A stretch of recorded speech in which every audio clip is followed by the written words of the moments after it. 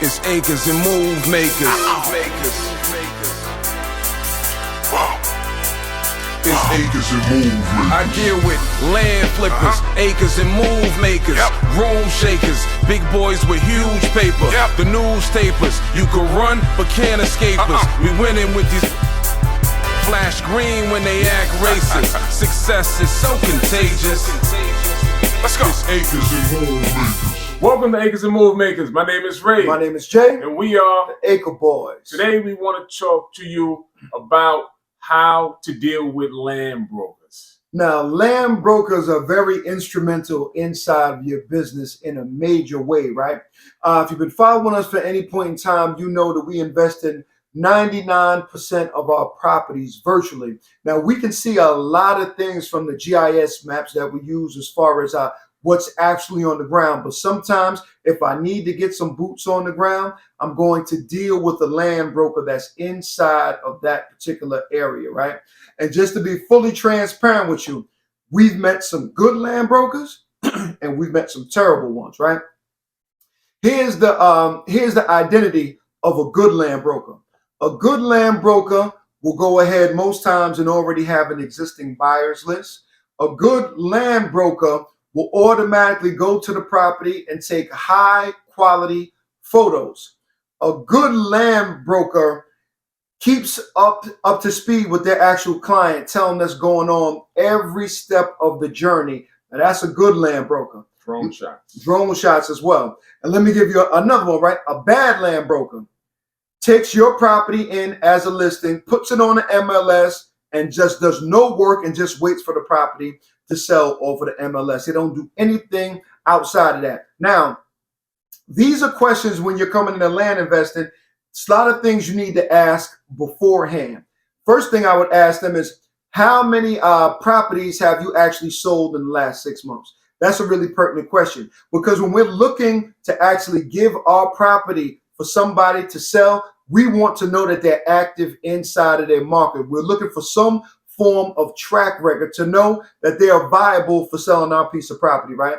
A lot of times, and we'll show you as we go forward with a lot of these videos, we'll show you exactly how to identify them, but you can basically strategically look at a Zillow or Lands of America, whatever the case may be. You can click in that county and you'll see one person will rise to the top, maybe 2 or 3 people, but that's how it was going to be a really good identifying factor, letting you know who is doing what inside of those particular areas, right? In those counties, right? So very instrumental in handling your business. I should never have to hound down my land broker and call them in hopes of them returning my call. That's why coming along from the beginning, I want that clean line of dialogue from the beginning, and I want to set up expectations. Expectations mean like I want to check in every week, whether that be a Friday or whatever the case may be, and you let me know exactly what's happening with my actual property. Did we get a lot of phone calls come in? Did we get any offers or whatever the case may be? Because in land, you deal with this thing called a honeymoon phase, right? When people first come into it, they fall in love with the property. But if you let them fall too far off, they'll go ahead and go to the next property. So there might be someone we were considering dropping that price down a little bit so it fit their budget a little bit more. So excellent points.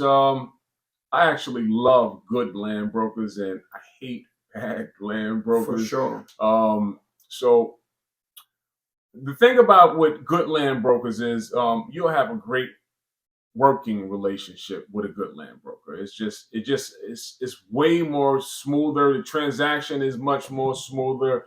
And when you have a good land broker, you want to stay locked in with that broker. One thing that you could do with a good land broker is, especially after you had a successful deal with them, you can use them to start to gain information and knowledge about where you want to go next with your investments. Because typically good land brokers, they kind of work multiple counties at one time. So they can direct you into your next county or your next investment place. And why would they want to do that without any hassle or problem? Is because you just completed a transaction with them. You keep in mind, we're bringing these investors, whether that's a bad land broker or a good land broker, we're bringing the money to the table. They're not calling you with a deal. You're giving them a deal. So always remember that This is your deal, and they work for you. One thing you should keep in mind too is good land brokers, the top of the line land brokers, they're going to charge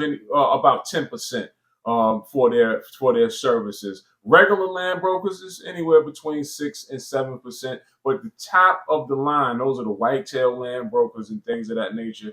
And you could go on sites like Lands of America, Land and Farms. You'll find some of the top of the line land brokers there, and their list is to list the properties for you. They're going to charge you 10%. But these guys, as Jay said, they have all of those things that he mentioned. They'll have a buyer's list. They'll go out and take nice, high quality photo pictures for you. Drone shots, video. All these things help sell your property. Their write-ups are nice. They're neat. They're clean. It's direct to the point. You know, a bad land broker, they say things like maybe 2 lines. You know, in one picture. Two lines, one picture, and then slap a price on it, and they say, I don't know why it's not selling. Right. So it's key. It's really key to try to get in bed with a good land broker. As a new person that's investing, you may have to go through your share of brokers until you find one that you have a great relationship, a working relationship with.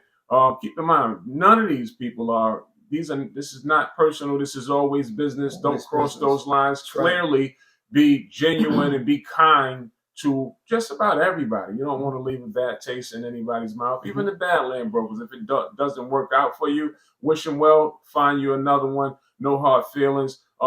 You're just not the guy for me. This is all business, because that's how they're going to treat you. All business, and that's truly what it is. Even if you have a great working relationship, you're bringing something to the table, and they're bringing something to the table, and that's that. Out of all the deals that we've ever done, I think we met one broker in our life. Physically met one. Right. So this is nothing personal. It's just business, and more importantly, all of that stuff that Jay said earlier, that's going to be the type of person that you're looking for. Yeah, for sure. And just to add one more thing before we get out of here, you know, when you have a good land broker, you have an excellent working relationship with that land broker. Typically, once you have a successful campaign, when you bought a lot of properties, they typically work the surrounding areas. So this means now that I've already done deals with this land broker, my credibility has went high. So now when I need him to go ahead and assess properties for me, or whatever the case may be, they have no problem doing that because we already broke bread with each other.